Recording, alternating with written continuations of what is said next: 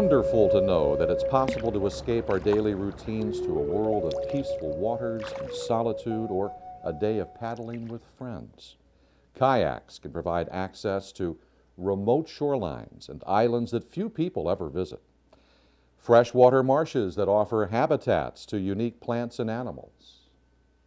Saltwater marshes which create a refuge and nursery for birds and marine life. Lakes that offer magnificent views and freedom from crowded areas. Coastal kayaking brings you to the edge of the ocean where wonders abound. Ocean kayaking sometimes offers awesome possibilities. One of the sea's great traditions is being prepared for anything that you might encounter. In the realm of kayaking, this means having the right equipment for the waters you'll be traversing. Listening to weather forecasts and keeping a weather eye.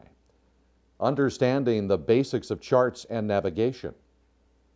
Planning trips with respect to wind, wave, and currents. Anticipating and avoiding problems. Being able to rescue yourself or calling for assistance if you can't, and making sound decisions based on your level of experience and the many factors which can affect you. We hope this guide will be a good first step in mastering all the knowledge and skills you need to kayak safely. May you have calm waters, fair winds, good company, safe and joyous passages. In our informal survey, we asked dozens of people a few key questions. Here are some typical responses. If the kayak is rolled over, have you ever practiced getting in? I have not. Okay. Any idea of how long you think it would take if you did go over? I would hope it would take less than 5 minutes to get back in.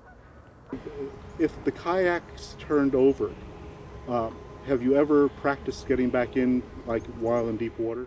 No, because the reason we bought these particular ones are because they're so Hard very to turn stable. over. They're very stable. And we haven't had to deal with that so far. And if one of the kayaks turned over, any idea of how long it might take you to get back in, do you think?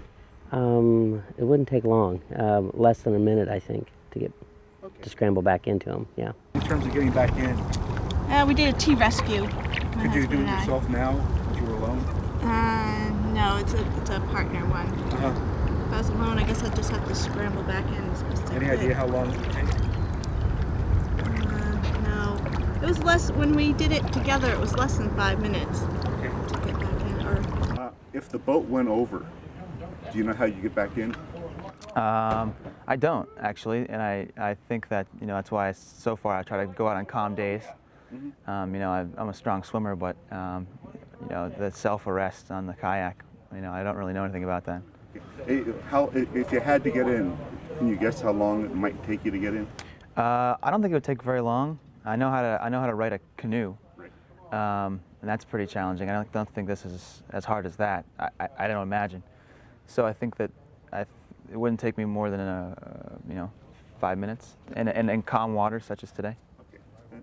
The overwhelming majority of kayakers we spoke with have never practiced a self-rescue, yet they all believed that they could re-enter their kayaks in 10 minutes or less. Watch this next segment to see how long it really takes. How long have you owned your kayak? Bought my kayak about 5 years ago. And what prompted you to get into kayaking?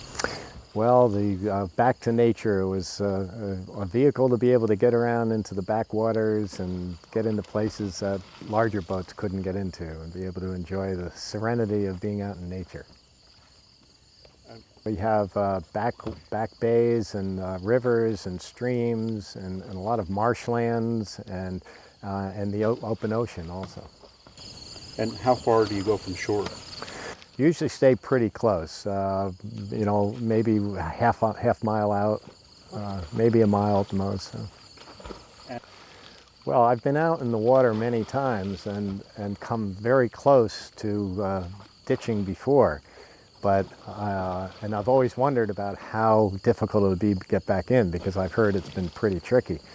And have never really thought, experience what I did today with being able to try to get back in. And here, in a pretty calm situation, I had a lot of difficulty. It took me a long time before I could get back into the boat. If I was out in choppy seas, it would be a whole different experience. Or if the water was extremely cold, which it is many times in the ocean, it would have been really uncomfortable. I was getting tired by the end of the time.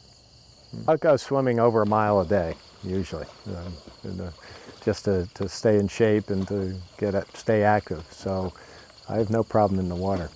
Yeah, so you didn't feel that the difficulty getting back into the kayak was a function of you not being a good person in the water? Oh, not at all. If someone were not a good swimmer, then it would be even more difficult to be able to deal with getting back in the kayak. Do you have any thoughts on this whole thing now, in retrospect? Well, my primary thought is that I need to learn how to get back in that kayak a lot quicker and get the proper flotation devices and the proper aids to be able to get back in, because many times I'm out by myself, and many times I've come close to flipping. And if I do flip and I'm in the ocean, I want to be able to get back in a matter of minutes, not a half an hour.